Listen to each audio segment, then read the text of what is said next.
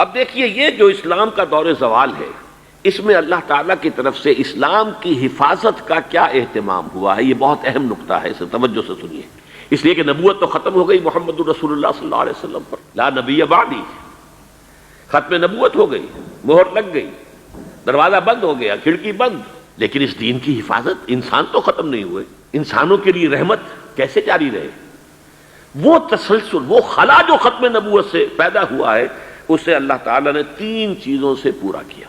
Number 1، جو source of guidance ہے، نوع انسان را پیام آخری حامل او رحمت للعالمین قرآن حکیم، اس کے متن کی حفاظت کی ذمہ داری اللہ نے لے لی۔ انا نحن نزلنا الذکر وانا لہ لحافظون۔ اس قرآن میں کوئی تحریف نہیں ہوگی، کوئی تبدیلی نہیں ہوگی۔ کوئی طالب حقیقت جب چاہے قرآن کے ذریعے سے ہدایت تک رسائی حاصل کر سکے گا۔ ایسا نہیں ہوگا کہ آدمی ڈھونڈتا پھرے اور اسے کہیں سے ہدایت نہ ملے، نہیں، قرآن موجود رہے گا۔ ترجموں میں تحریف ہو سکتی ہے، تفسیروں میں تحریفیں ہو سکتی ہیں، متن میں تحریف ممکن نہیں۔ نمبر 2، اللہ تعالیٰ ہر صدی میں مجدد پیدا کرتا رہے گا۔ یہ سنن ابی داؤد کی روایت ہے جو میں آپ کو سنا رہا ہوں۔ ان اللہ یبعث لہذه الامۃ علی راس کل 100 سنۃ من یجدد لها دینہا۔ حضرت ابو ہریرہ اس کے راوی ہیں۔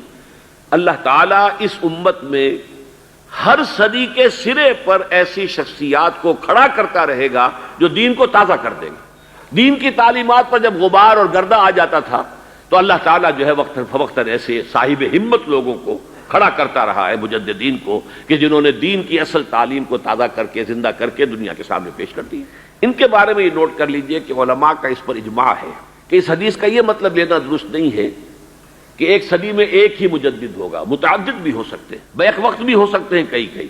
نمبر 2 یہ کہ ضروری نہیں ہے کہ ان مجددین کو یہ احساس بھی ہو کہ ہم مجدد ہیں، نہ ہی یہ مجدد کوئی ایسی پوزیشن ہے، کوئی ایسا منصب ہے کہ جس پر ایمان لانا ضروری ہو، کہ اگر کوئی نہیں مانے گا تو گویا کہ اس کے اسلام یا ایمان میں کوئی کمی رہ جائے گی۔ نہیں، پتہ نہیں، آپ کسی مجدد کو مجدد مانے ٹھیک ہے، نہ مانے تب بھی کوئی بات نہیں۔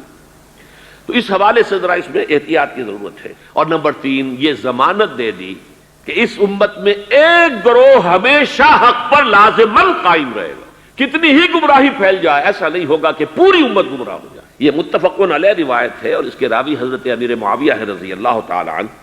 میری امت میں لازماً ایک گروہ حق پر قائم رہے گا، نہ کوئی ان کا ساتھ چھوڑنے والا انہیں کوئی گزن پہنچا سکے گا، نہ ان کی مخالفت کرنے والا انہیں کوئی گزن پہنچا سکے گا۔